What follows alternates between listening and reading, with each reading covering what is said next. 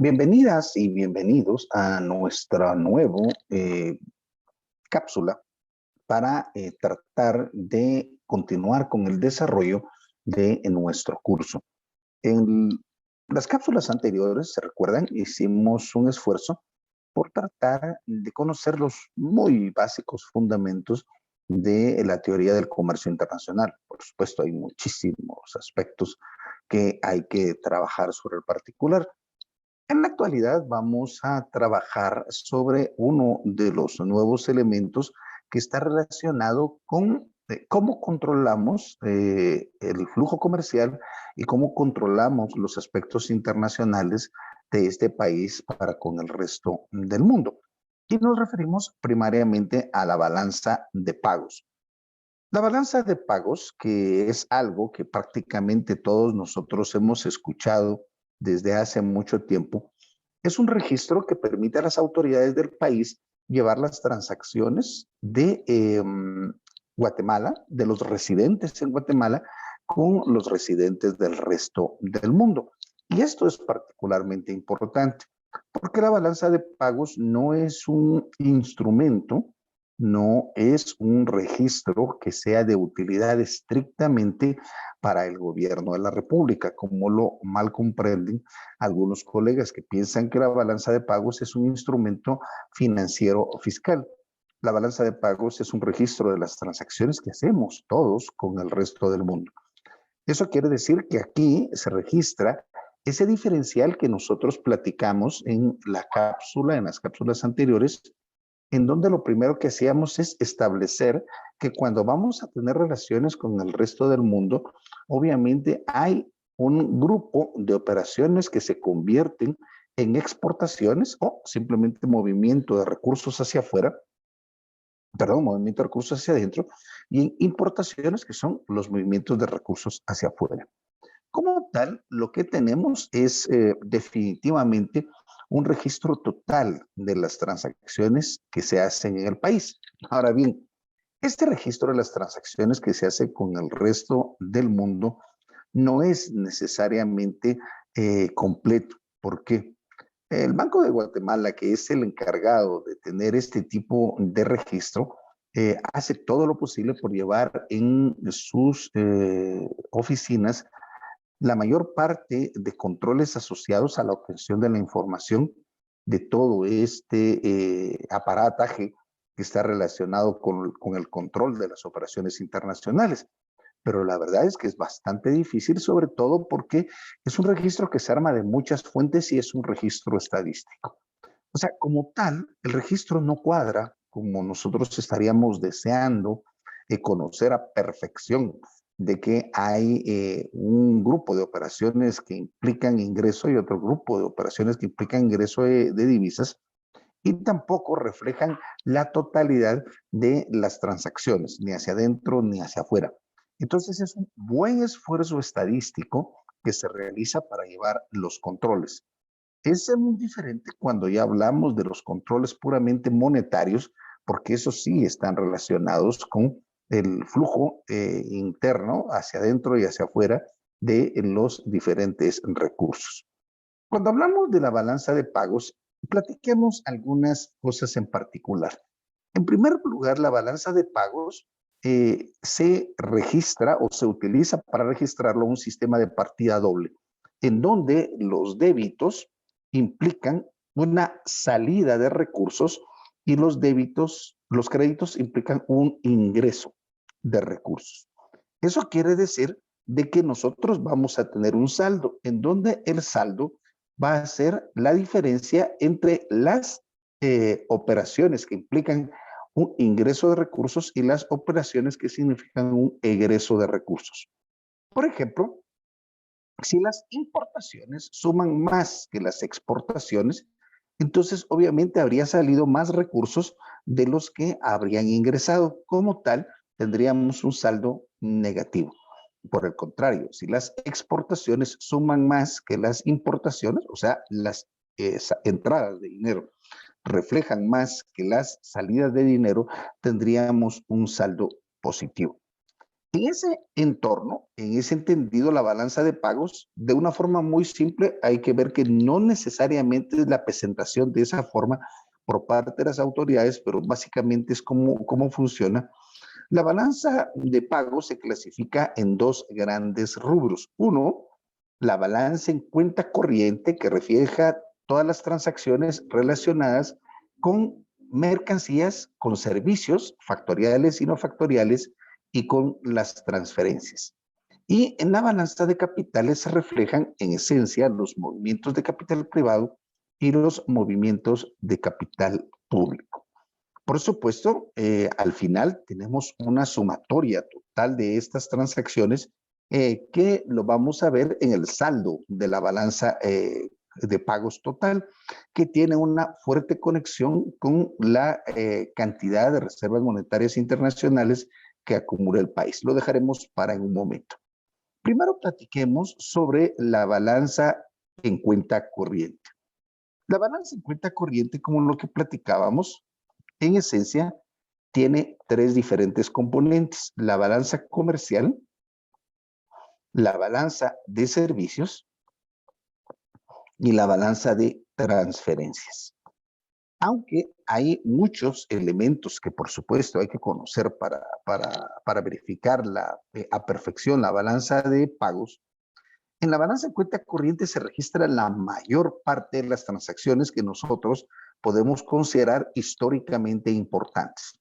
En el mundo, lo primero que se ha manejado desde siempre son las transacciones que tiene un país en materia de mercancías, de trasiego de mercancías. Posteriormente vinieron los servicios y más recientemente las transferencias y más recientemente todavía los movimientos de capital. Eso quiere decir que muchos estamos acostumbrados a que cuando hablamos de la balanza de pagos, inmediatamente nos reflejamos o relacionamos con el movimiento de bienes que se van hacia el resto del mundo, que vienen del resto del mundo. Y eso es importantísimo, pero no es la totalidad de la balanza de pagos, como lo vamos a ver cuando veamos los datos de Guatemala en particular. Entonces, debemos reconocer que en la balanza comercial estamos transando todas las operaciones que impliquen exportaciones o importaciones de mercancías, de bienes. En particular, las exportaciones de un país de mercancías, que como lo platicamos en el módulo anterior, tratan de colectar todo aquello que le vendemos al resto del mundo, en lo que teóricamente nosotros somos mejores, y obviamente también se refleja todo lo que se compra del resto del mundo, en donde nosotros tenemos desventaja en la producción. Como tal, la diferencia entre las exportaciones y las importaciones de mercancías es lo que nosotros hemos escuchado siempre, que se conoce con el nombre de saldo de la balanza comercial. En el caso particular de Guatemala, aunque esto merece un análisis más detenido y por separado, normalmente la balanza comercial tiene un saldo negativo. Nosotros normalmente exportamos muchísimo menos de lo que importamos. Haremos una reflexión sobre el particular cuando veamos algunas cifras de Guatemala. En la balanza de servicios se registran normalmente los servicios llamados factoriales y los no factoriales. Los servicios factoriales son aquellos que derivan de la prestación de factores de producción. Si ustedes se recuerdan, los factores de producción, en la versión más tradicional, implicaba recursos naturales, capital, trabajo y capacidad empresarial. Como tal, bueno, salvo los recursos naturales, porque no se pueden prestar de un país a otro, tres de los factores sí se pueden prestar, sí se pueden movilizar de un país a otro y como tal pueden obtener remuneración.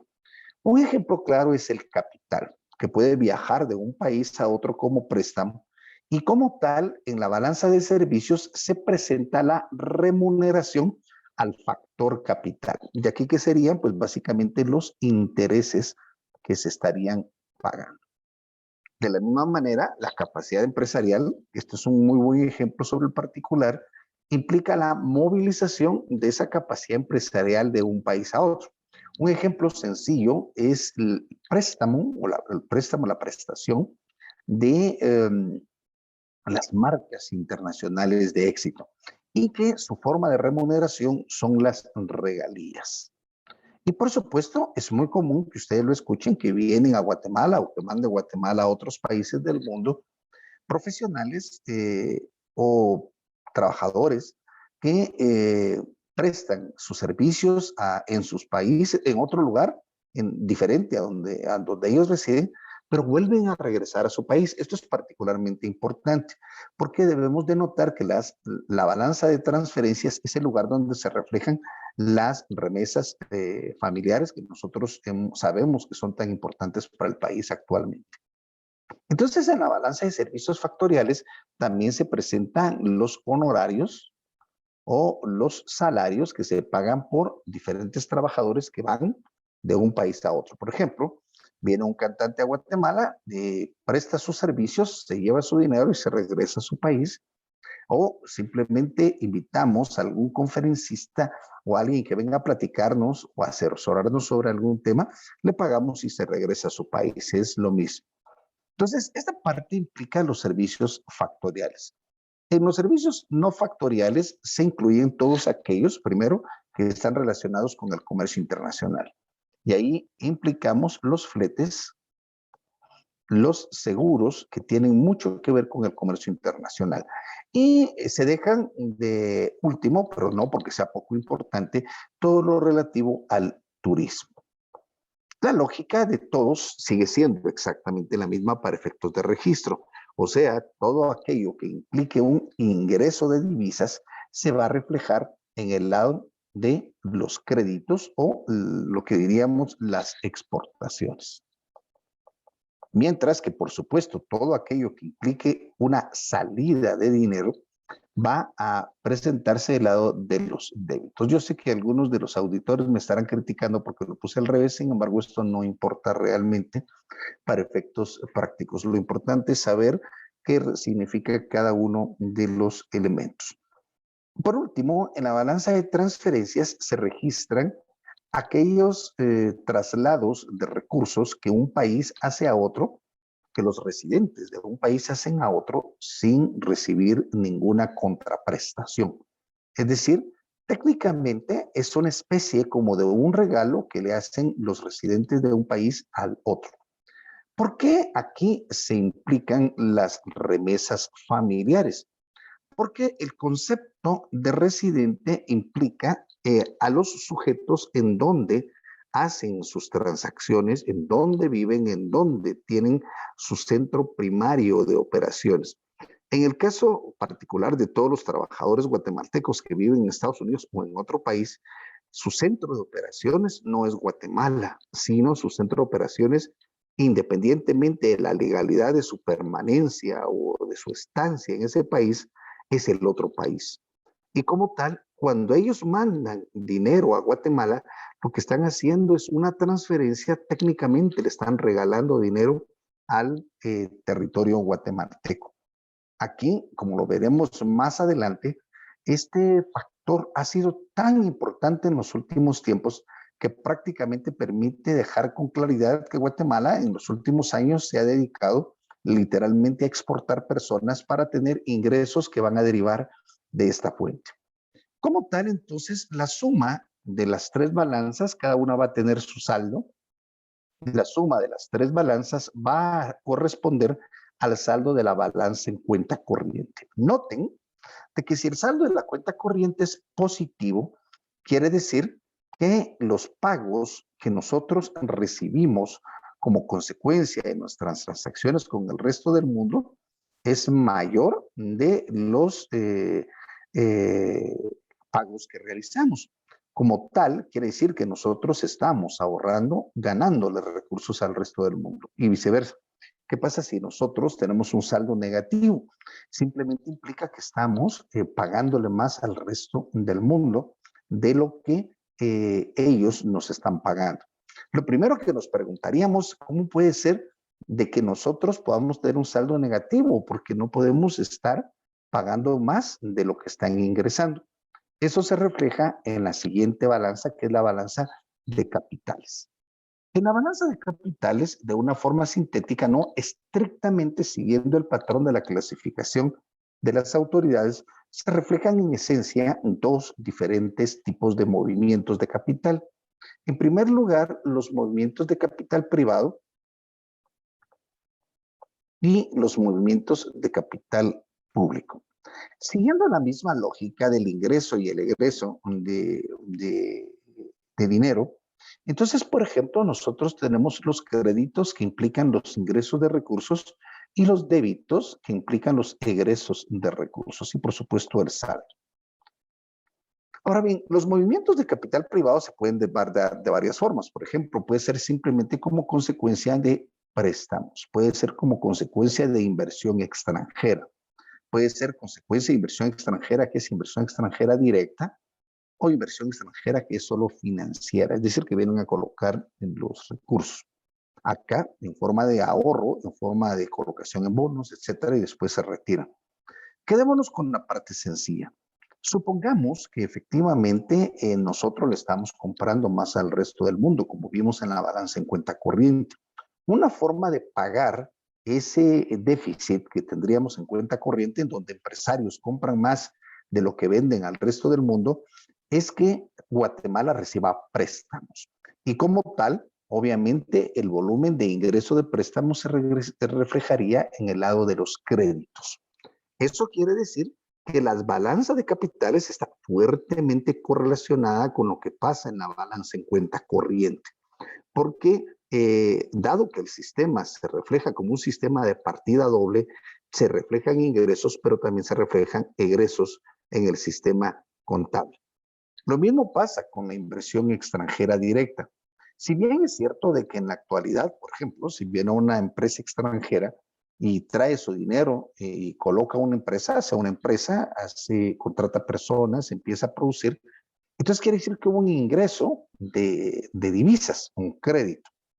Ese dinero, por supuesto, no se espera, uno quisiera que nunca se vaya, pero este ingreso que viene de divisas va a reflejarse posteriormente en el traslado de regalías, en el traslado, en el caso de los préstamos de intereses con el resto del mundo, como ya lo vimos anteriormente.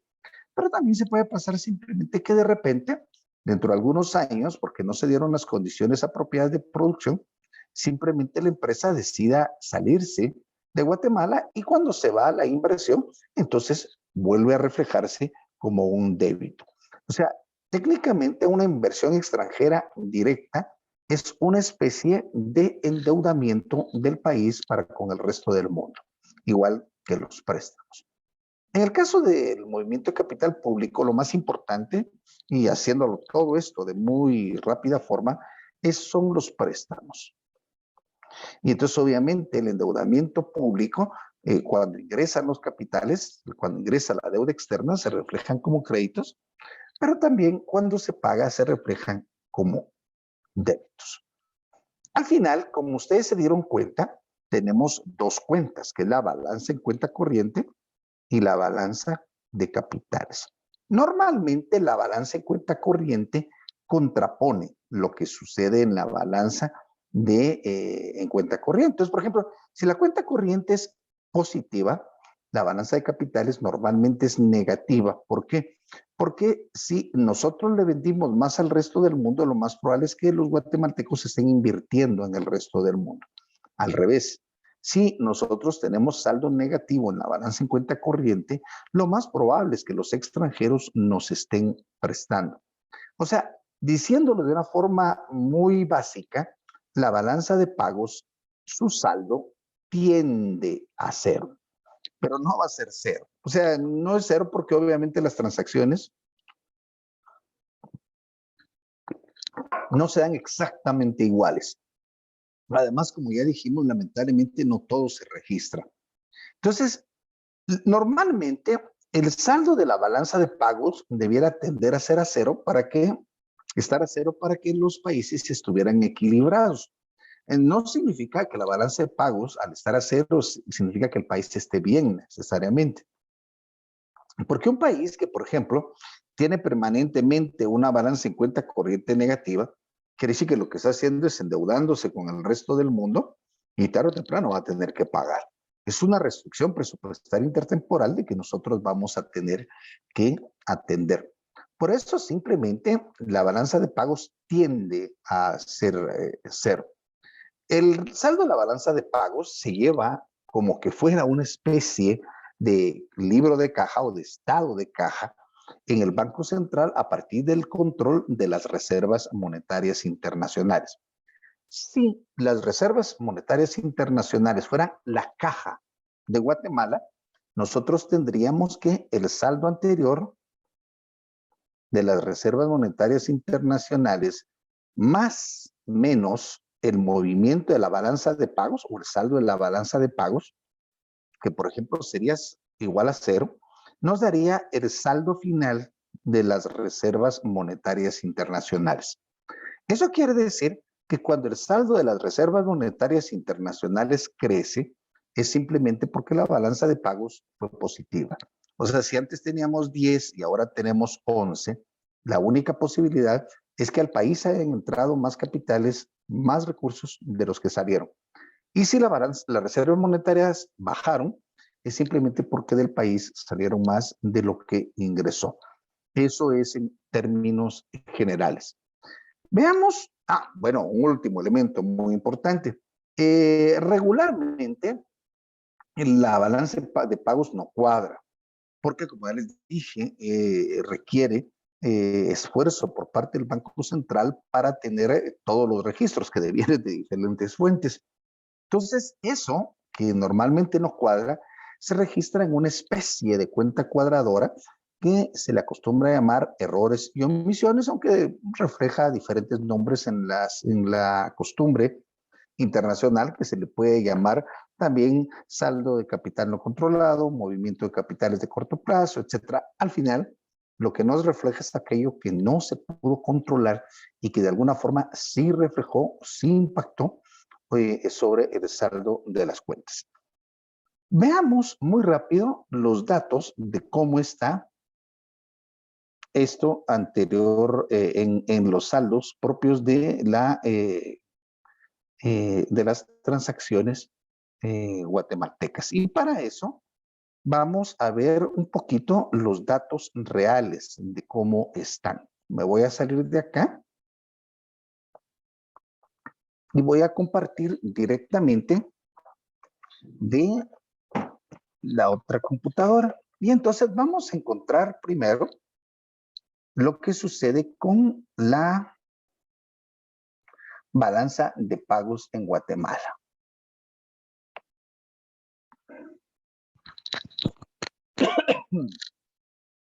Un momentito, esperamos que cargue la pantalla. Lo que ustedes van a empezar a ver en pocos segundos, básicamente es el detalle de la balanza de pagos de Guatemala de acuerdo al Banco Central, que es el ente que se encarga, como lo platicamos, de llevar este importante registro.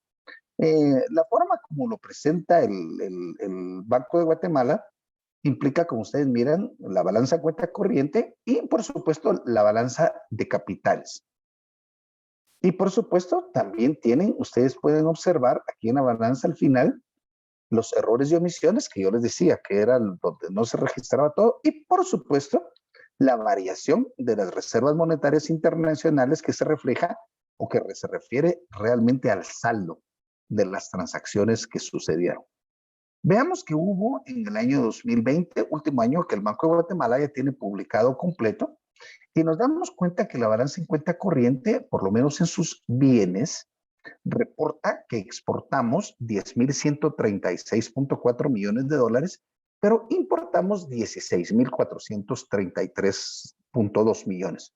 Eso quiere decir que el saldo de la cuenta en bienes, o sea, la cuenta comercial, es de negativo 6.296.8 millones. Eso quiere decir que compramos muchísimo más de lo que le vendimos al resto del mundo.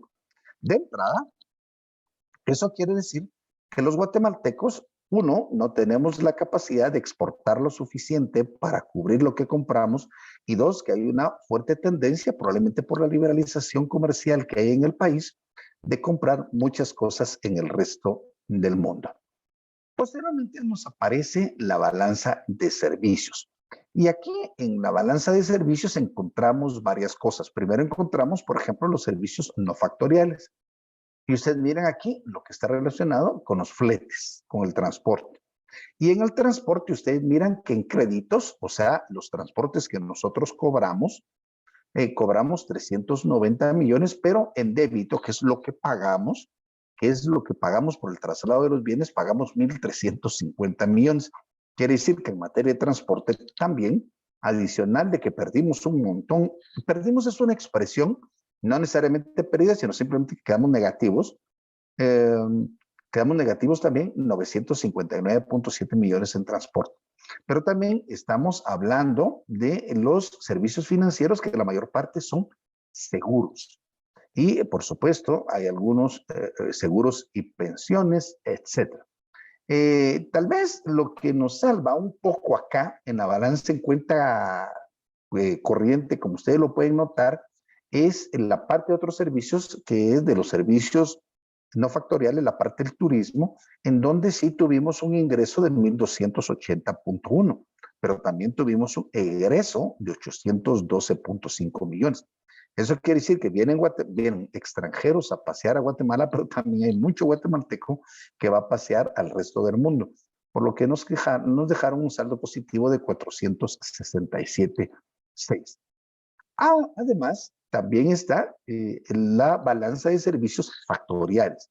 Entonces encontramos lo que habíamos platicado, la remuneración de los empleados, la renta de inversión directa, que normalmente se refiere a las regalías o los pagos que se les hace a las personas que vienen a invertir a Guatemala, la renta de inversión a cartera, que normalmente es los pagos que se les hace a quienes vienen a hacer inversión financiera, y por supuesto, mucho de lo que tiene que ver con intereses y con otro tipo de capitales. Al final, ustedes pueden ver que en el ingreso primario, también Guatemala tiene un saldo muy negativo, lo que quiere decir que en esencia nosotros recibimos más factores del resto del mundo de los que mandamos.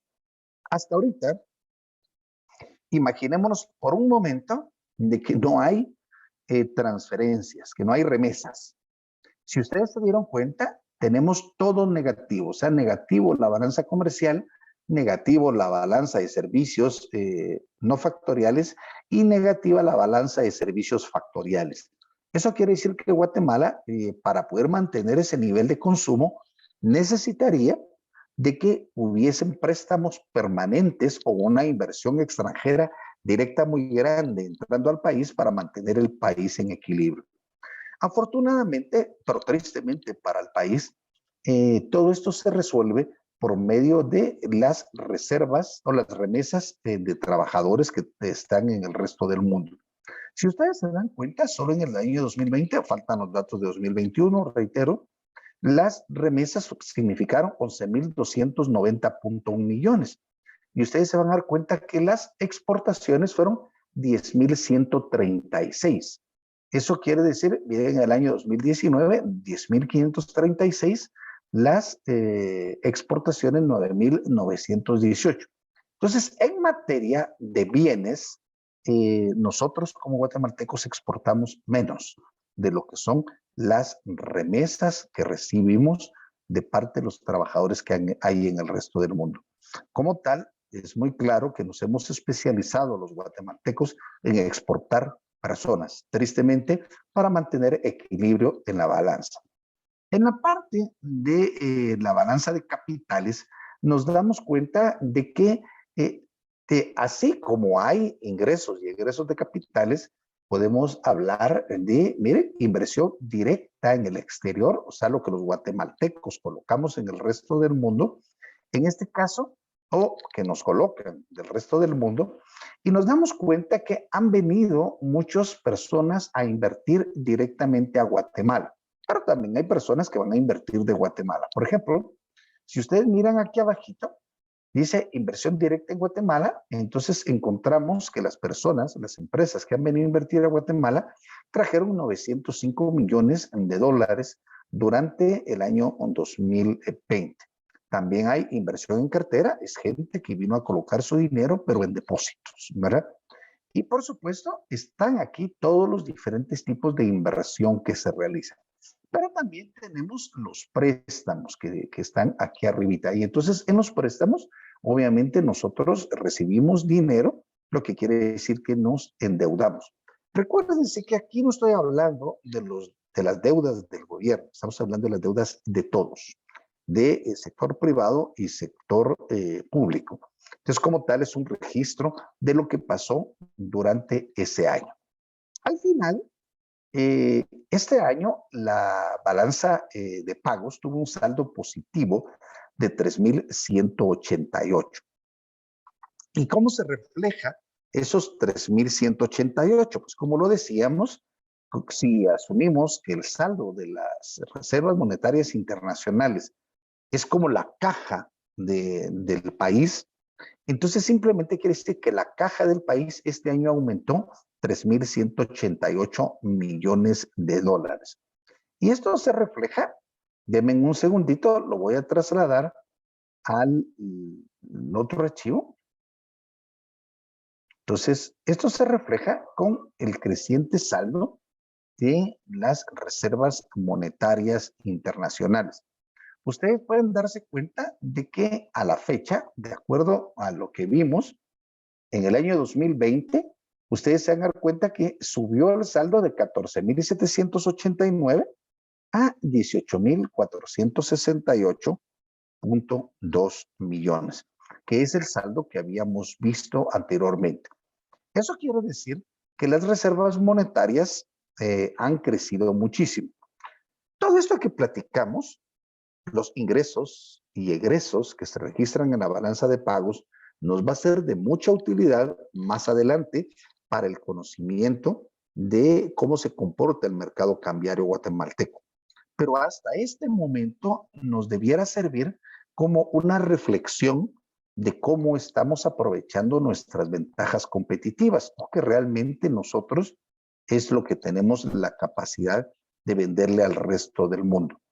Es cierto que las remesas son el motor actual del país que hacen que las reservas crezcan enormemente. Sin embargo, no necesariamente es un mecanismo, así lo recomiendan todos los entes internacionales, que pueda considerarse sano, porque obviamente implica de que estamos expulsando gente que no puede encontrar trabajo, que no tiene una vida aquí en Guatemala, y que solo porque tiene familiares todavía aquí en Guatemala representan un ingreso para el país. Pero eso, al final, como lo que ha sucedido con otros países, va a encontrar un punto de inflexión y va a empezar a disminuir. O sea, no podemos vivir permanentemente de estar expulsando gente. Eso quiere decir que nosotros tenemos que encontrar los mecanismos apropiados para exportar cosas. Lamentablemente, hasta la fecha, seguimos todavía con una estructura, una matriz productiva que descansa en la explotación, en la exportación de bienes primarios. Para terminar este segmento y regresar a la otra presentación, quisiera mostrarles este elemento muy rápido que tiene que ver con la cantidad de remesas que nosotros tenemos y la medición que hace el Fondo Monetario Internacional sobre si la cantidad de reservas que tiene el Banco de Guatemala está apropiada. Básicamente, el Fondo Monetario Internacional calcula para todos los países del mundo, aquí lo pueden ver en esta otra página, que están todos los países del mundo, pero simplemente aquí están los datos de Guatemala, que es al final los que nos interesa, y el Fondo Monetario Internacional considera que Guatemala hoy tiene 1.7 veces más reservas en el Banco de Guatemala de lo que debiera tener, o sea, tiene reservas en exceso. De hecho, de acuerdo al fondo, tenemos casi un año de exportación, de importaciones, como ustedes lo pueden ver, miren, las reservas contra las importaciones. Lo que quiere decir es que tenemos demasiadas reservas internacionales. Y como tal, si nosotros seguimos un modelo de selección de portafolio y atendiendo que ustedes son especialistas en administración financiera, lo conocen muy bien, quiere decir que estamos teniendo una inversión en donde tenemos poca rentabilidad y convendría hacer una evaluación de cuál es el nivel apropiado, esto ya lo sabemos a partir del Fondo Monetario Internacional, y qué hacer con el resto de reservas monetarias internacionales que no es apropiado tener. Regreso a la presentación que estaba manejando en la otra pantalla. Y hay algunas cosas que debemos dejar claro. Bueno, primero, lo que nos dice la balanza de pagos, lo que hace la balanza de pagos, es darnos una radiografía de lo que pasa de las relaciones del país con el resto del mundo. Y nos dice, por ejemplo, bueno, ¿a qué nos dedicamos? Bueno, a exportar muy pocos, aunque importantes, productos agrícolas que descansan primariamente su productividad en el precio muy bajo de la mano de obra y consecuentemente limitan el mercado internacional para los países, para Guatemala. Porque obviamente, dado que los precios de estos productos son determinados internacionalmente, la rentabilidad de nuestras exportaciones depende en que los costos no suban mucho. Lamentablemente aquí sí tenemos un problema, porque si no pueden subir los costos de producción de lo muy básico que nosotros exportamos, simplemente limita la cantidad de trabajadores que pueden incorporarse a este sector agroexportador, pero también los salarios. Y como lamentablemente el país no ha tenido la posibilidad de diversificar sus exportaciones y mucho menos profundizar el comercio local, entonces simplemente no hay empleo. Y lo que terminamos haciendo es exportando gente que afortunadamente para el país es lo que ha mantenido a este país a flote desde hace algún tiempo. Todo pareciera indicar como que desafortunadamente el propio sistema económico creó su mecanismo de salvación, pero es porque tenemos Estados Unidos arriba. Si estuviéramos en otra región, no sé qué también nos estuviera yendo. Entonces, la balanza de pagos sí nos manda un mensaje muy importante. Es importante, muy importante, hacer un cambio trascendental de la estructura productiva del país para reformar la competitividad del resto del mundo. No estoy diciendo con eso que en el sentido estricto dejemos de producir café o azúcar o cardamomo, pero sí que evaluemos qué es lo que es rentable producir. De tal manera que aquello que ya no sea rentable, dentro del café, no tiene sentido como país, incluso que el gobierno lo esté apoyando. Eh, ya también platicamos de la importancia de las reservas monetarias internacionales. Las reservas son importantes porque de alguna manera reflejan la estabilidad, de alguna manera reflejan el hecho de que el país pueda mantener razonablemente estable su sistema económico y, como lo vamos a ver más adelante, el tipo de cambio. Sin embargo, también es apropiado que el nivel de reservas monetarias internacionales no exceda al valor que recomiendan las autoridades internacionales y que, como vimos, es fácil observarlo. Por último, y vamos a terminar un par de elementos, voy a tocar primero la restricción presupuestaria y de último regreso con los shocks. Si ustedes se recuerdan, platiqué de que el país está permanentemente en saldo negativo. Y yo les dije, y si no fuera por las reservas, las remesas, perdón, si no fuera por las remesas, Guatemala implicaría que se está endeudando y tarde o temprano tendría que pagar. Eso es lo que se conoce con el nombre de la restricción presupuestaria intertemporal. ¿Qué es la restricción presupuestaria intertemporal de un país? Las limitaciones que le establece el mismo sistema y particularmente las capacidades de obtener préstamo en el resto del mundo para mantenerse con saldo negativo.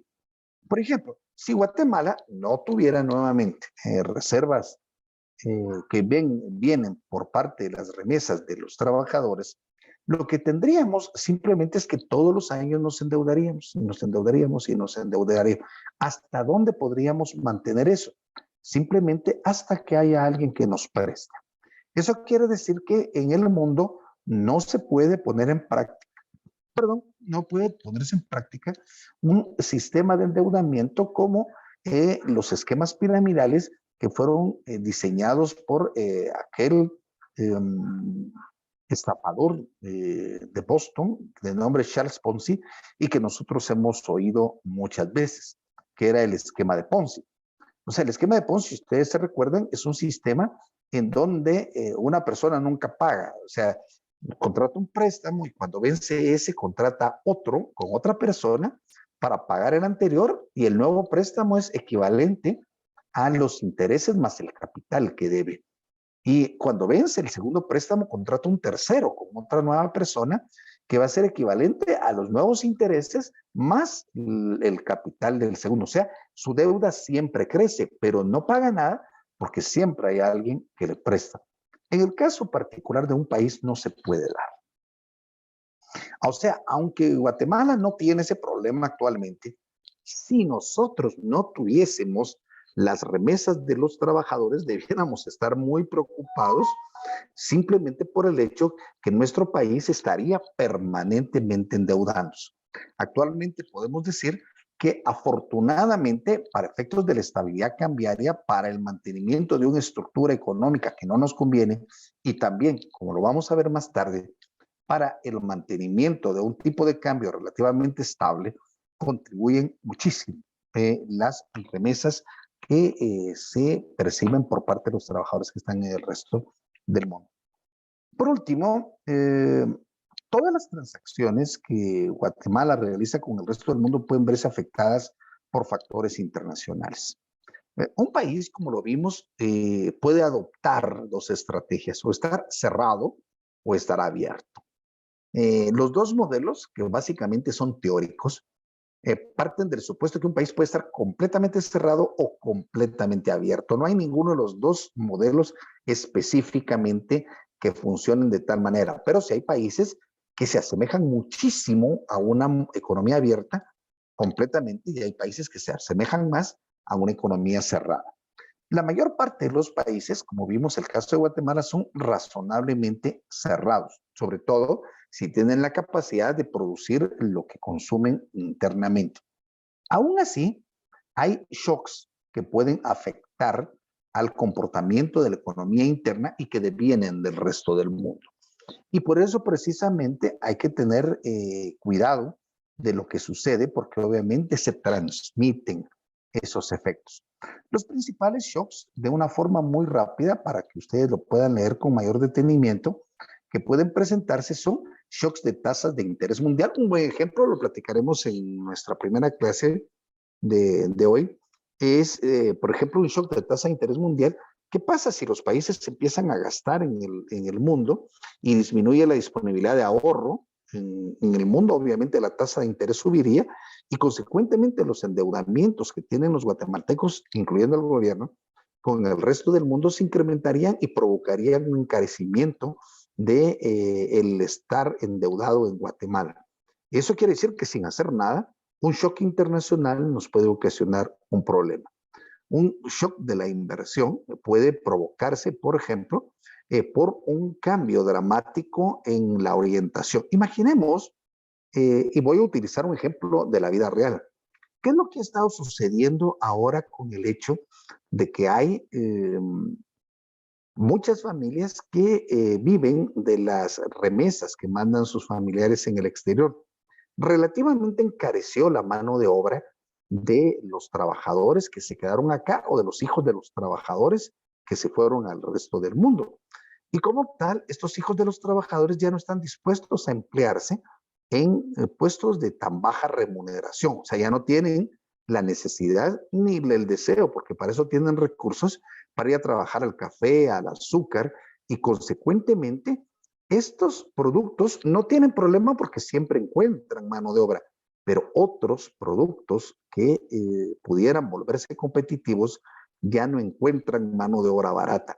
Y consecuentemente, y de forma paradójica, la elevación de un ingreso de divisas como consecuencia del fortalecimiento de una de las áreas de comercio internacional, y en este caso de las transferencias internacionales, provoca un desplazamiento de los mecanismos de inversión, de las exportaciones, de otro tipo de exportaciones hacia la baja. Ustedes lo pueden encontrar, lo pueden evidenciar fácilmente con algo que se conoce con el nombre de la enfermedad holandesa. Un shock de oferta tiene mucho que ver con el incremento o la disminución en la producción de un país. Un ejemplo facilito es cuando Brasil tiene una nevada. Brasil tiene una nevada Y como se pierde un poco de producción de café, los cafeteros guatemaltecos hacen fiesta. ¿Y por qué? Porque el precio del café va a subir. Pero eso es depender básicamente de un factor internacional, que por supuesto se da en ciertos momentos. Un shock de oferta puede ser positivo, pero puede ser negativo. Al revés. ¿Qué pasa si el día de mañana Brasil tiene una producción extraordinaria de café?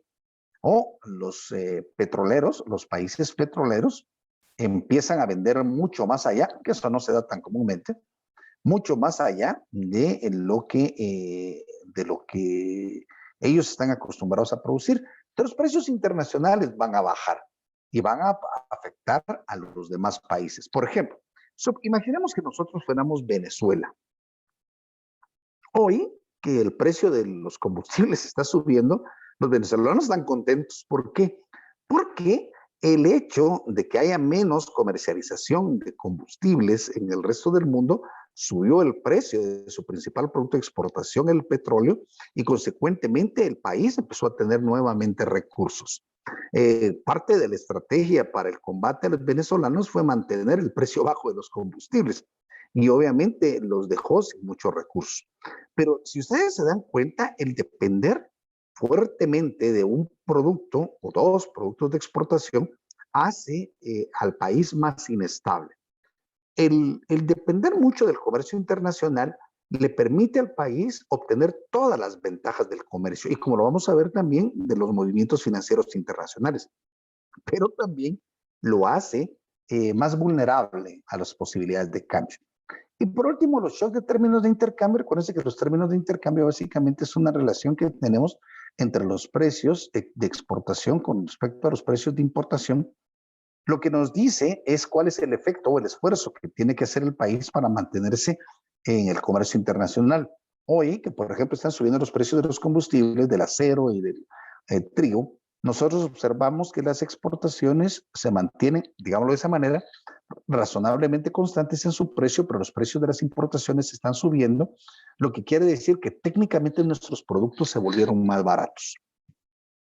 Eso quiere decir que Guatemala está enfrentando un shock adverso de términos de intercambio, porque lo que compra subió de precio, pero lo que nosotros vendemos se mantuvo constante e incluso puede terminar disminuyendo. Y este es un elemento muy importante, porque lamentablemente, como la mayor parte de los productos que vendemos no son productos que sean de tecnología muy avanzada, sino que descansan en la mano de obra barata y la producen muchos países en el mundo, entonces nuestros términos de intercambio, que sí mejoran de vez en cuando, son muy susceptibles a este tipo de situaciones. Entonces, obviamente, estos shocks de balanza de pagos las autoridades les dan mucho seguimiento. En Guatemala menos, porque prácticamente al Banco Central y a las autoridades del país les facilita mucho la vida que tengamos un enorme flujo de remesas internacionales por parte de los trabajadores guatemaltecos. Pero si no tuviéramos esos, entonces nosotros estaríamos muy atentos con lo que pasa con el resto del mundo, debido simplemente al hecho que cualquier variación podría provocar salida de dinero, entrada de dinero y consecuentemente un desequilibrio en la balanza de pagos. Esta presentación, de alguna forma muy rápida, ha tratado de presentarles la primera parte de la segunda unidad de la política comercial, en donde nos referimos en esencia a lo que nosotros platicamos en torno a qué se dedica el país y cómo se registra en la balanza de pagos. Por supuesto que para poder avanzar ya en el conocimiento, a estas alturas, todos nosotros debiéramos tener razonablemente entendido es que cuáles son los componentes del comercio internacional, uno, dos, a qué se dedica Guatemala, o sea, qué compramos, qué vendemos con el resto del mundo, por qué, por qué vendemos café, por qué compramos carros. Y por supuesto, ahora lo que tuvimos la oportunidad de ver es cómo los registramos. En la próxima cápsula platicaremos un poco sobre la política comercial, que tiene que ver con las decisiones del gobierno sobre favorecer el comercio internacional u obstaculizarlo para encontrar algún tipo de beneficios sectoriales. No me queda más que despedirme y mi compromiso de vernos en los próximos días. Un abrazo.